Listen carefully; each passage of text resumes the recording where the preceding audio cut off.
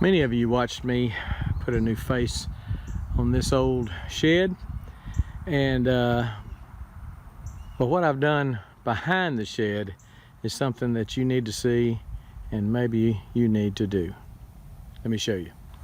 So on the back of this shed, I put a roof on it, just a sloping shed roof, lean-to, and this is what's important back here.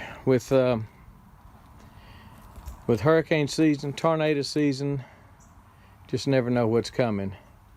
This is something that I've done that maybe you want to think about doing. I have a 5-gallon can of gas for every month in the year, starting with January 01, February, March, April, all the way through. So you say, well, there's one missing. September's missing. That's because it's September. And I have moved this can up to power mowers, four-wheeler, thing like that. Every September, I'm going to take that can and take it up to the house. In January, I'll take that can up to the house. So no gas sitting here is ever over a year old. And yes, I hate these new spouts, this California crap that they got going on. They spill more gas than they pour. So what I usually use, and I'll put a link to it right now, right up there, very important, is the simple Siphon. It just works great. Yes, this is expensive. The cans cost, I found some of them on sale for $10 at like an Ace Hardware or somewhere. Just look and try to find some on sale. And of course the gas that's in them, but you don't want to be the one standing around with a 5-gallon can in front of the store in the time of emergency. So this helps you not be that individual. Yes, it gets hot under this shed. This is Texas. I've had these for several years. We've had several 100-degree days during the time that I've had this in storage, and they will get round. See how round that one is? In the summertime, when it gets hot, they will get round. And in the wintertime, and it's a little cooler today than normal, they will kind of start buckling in. They will shrink. Gas expands when it gets hot, and yes, they will kind of blow up. I've never had one bust and leak. I don't leave the caps. I used to leave the caps loose where they would vent a little bit, and then I read that what you're doing, and this again, I'm not an authority, but what you're doing is letting out the very thing that makes the gas, the vapor is what burns in the gas, so you're kind of defeating your purpose. You're ruining your gas to a certain extent. Always use a gas treatment. I like Stable Marine.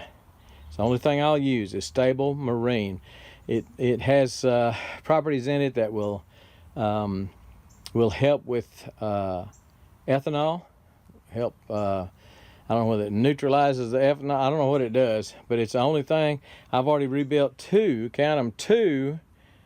Had my 2 chainsaws in the shop to be rebuilt because I didn't store them with ethanol treated gas. Ethanol will kill your 2-cycle engines especially, and it's not all that great for your 4-cycle. Yes, you can sometimes in some cities buy non-ethanol gas, just straight gas. It's quite a bit more expensive, and that would be a better idea to store this as non-ethanol, but I don't. I just use regular up to 10%, whatever it says on the pump. But this is a great idea. You may want to try. Be the one in the neighborhood that is prepared, and this is one way to do it. You don't want your gas to be in direct sunlight, a gas can to be in direct sunlight, because then it will swell up and it certainly might bust. And you can hear this one. Let me see if I can do this with one hand. Let this off. So it's got a little stuff in it, but there again, I tighten it down. In the winter, All these cans will be sunk in. All the sides will be caved in, kind of like that one is there. And it wouldn't hurt on a very hot day. It's what I do. Let me put it this way. What I do on a very hot day is come out here and burp them like that, because the gas is already hot. On a 100-degree day, the gas has gotten about as big as it can possibly get, expanded. So I go ahead maybe and burp them, maybe once a year, twice a year in the summertime. Burp it, let the fumes off, and then the next time it gets up to 100 degrees, that gas has already expanded to that. The can has. I don't know. It's just my thing, something I do. Maybe it doesn't make any sense to anybody.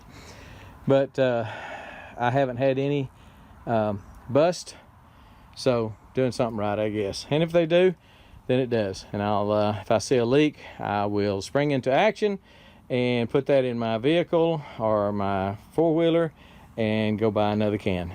I always treat it, always rotate it. I know there are homeowner HOAs. I know there are municipalities that will not allow you or tell you, they discourage you from keeping very much gas, so you may not can do this. I would get at their minimum, their maximum, and then if it was me, I'd fudge just a little bit. But anyway, that's just me.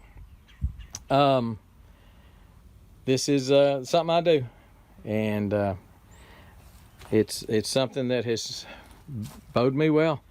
If I ever lose power and everybody around me has lost power and the gas stations around me have lost power, I can always come down here and get a generator going with something out of my stockpile. Don't let your gas get over a year old. Treat your gas. I like Stable Marine. I will put a link below the video where it says show more to the Stable Marine, because I really believe in that stuff. Since I have started using it, chainsaws run great.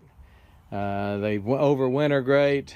Make sure you treat with a good fuel treatment. I've tried PRI, the PRI-G for gas, PRI-D for diesel. And PRI works good, but the Marine is for mostly 2-cycle and small 4-cycle engines, which ethanol gas just can ruin. So use something good. I certainly recommend Stable Marine. Best you can do whatever it is the best you can do. And we are gone.